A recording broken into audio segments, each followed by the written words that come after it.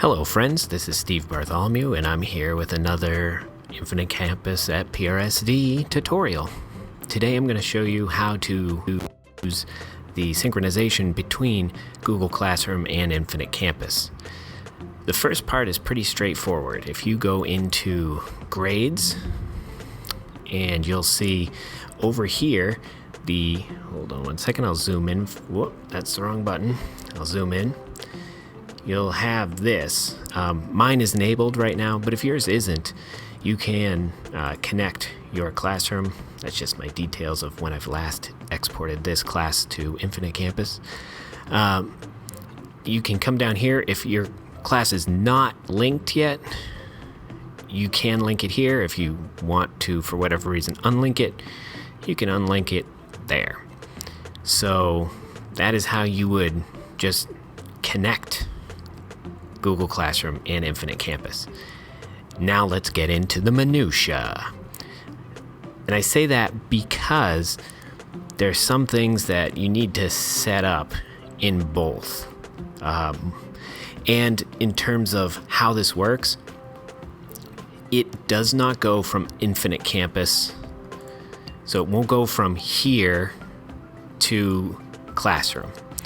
Your projects and all that, you start them in Classroom, create them in Classroom, and then they sync back to Infinite Campus. It doesn't work the other way around yet, and that's just because of the technological limitations of major companies working together. So it's not ideal, but just keep in mind, you create it in Classroom and it syncs back to Infinite Campus. So the next part of that is, so I'll do my export, and all right, I'm going to export my stuff from this week, first grades and assignments and all that. And I believe you have to have at least one grade in there to do this. Well, maybe not.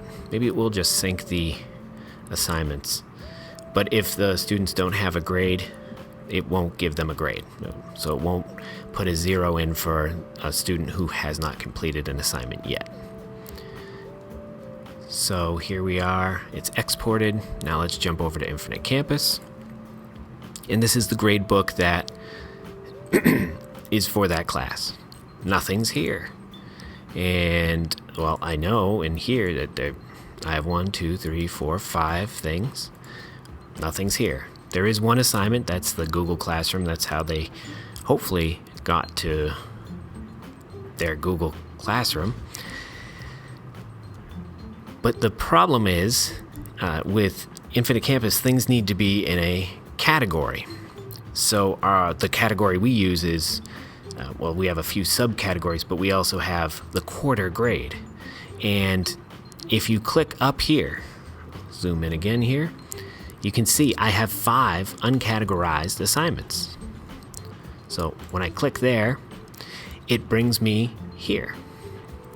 And now what I'm going to do, because since it's the beginning of the year and I'm not trying to do a heroic amount of work just yet, I'm going to click off right here so it all 5 are checked off.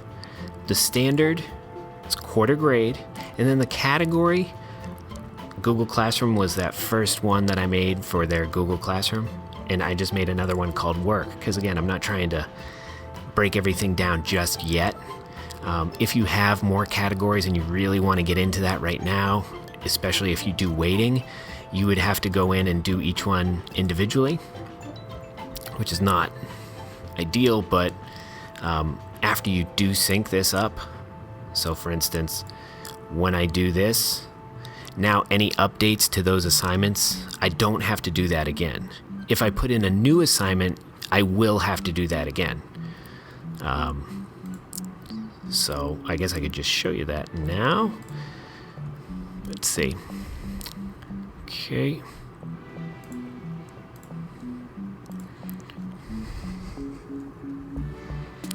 Test not real. Due date be tomorrow.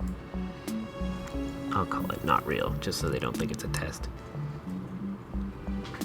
Not real, comma, I'm testing. And the reason that sounded kind of funky or whatever is because I have the microphone propped up, so I have to like reach around the box that the microphone's on to type. All right, so I just assigned that. Now I'm going to go to grades, and I'm going to do another export. All right. I don't have any grade updates, but you know what? I will update because I already see I have. Is that the only one? Yep. So I will return that, and now I'll do this, and we have another grade update. I'm not going to have to change that one. In terms of the invention of video assignment, I don't have to go back and categorize it because it has been categorized already. However, I will have to categorize not real, I'm testing something. So export that. It could take a few minutes. I can just watch it up here. There it is, done. I can view the details, but I don't need to. Come back here into Google Classroom. Whoa, that's weird. I'm just noticing what it calls it in terms of like, if you're familiar with Infinite Campus, which I'm sure you are, you have to like put in the short name. So I just now I'm noticing like the short names it puts in automatically. All right, so I need to refresh this. All right, and I can see I now have another uncategorized assignment. How did I just say that? Uncategorized assignment, quarter grade. And again, I'm just using the one for right now, but if you had weighting associated with a category, you would have to break it down in that way. I'm gonna hit save all. Okay. And there it is. Not real, just testing. And so that is how you can synchronize your grades from Google Classroom to Infinite Campus. And remember, it doesn't work the other way around. And also, you can see it updated the student's grade who we were just on Google Classroom, updated the grade, and then we didn't have to do the categorization again. It's just that initial time you put the assignment in.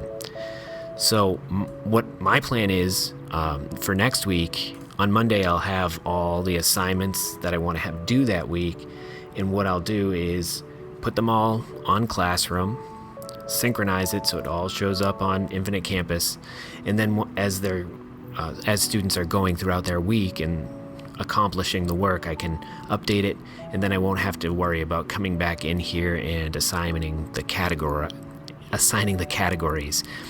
You know, in that way it's, you know, they get to the most up-to-date information, whether it's a student or a teacher, a student or a parent, and if they're looking at Classroom or Infinite Campus. And that's the best part about this is that once this is set up and you get through the bit of legwork that it takes, you only have to do it in one spot, and then no matter how the student or parent is getting their information, it is available to them. So I hope this all makes sense, but as always, if you have a question or need some clarification, you can send me an email. It's sbartholomew@prsd.org. Good luck. We're all counting on you.